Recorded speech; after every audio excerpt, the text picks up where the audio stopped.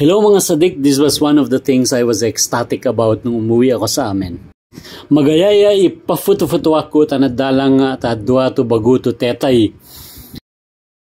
At least kahit pa paano ay nakikita natin kung saan napupunta ang mga tax na binabayaran natin.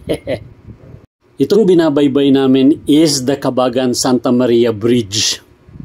At yung makikita nyo later on is the Cabagan Santo Tomas Bridge.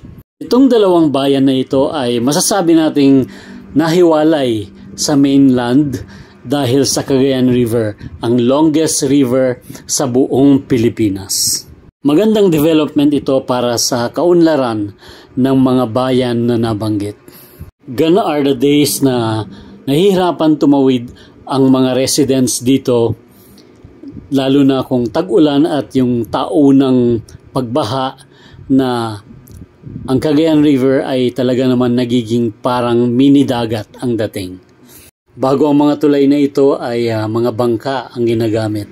So kapag may mga emergency, like for example merong mga may sakit, ay talagang mahirap kasi wala ng biyahe paggabi. At the moment, meron pa rin namang option if you want to experience a river cruise.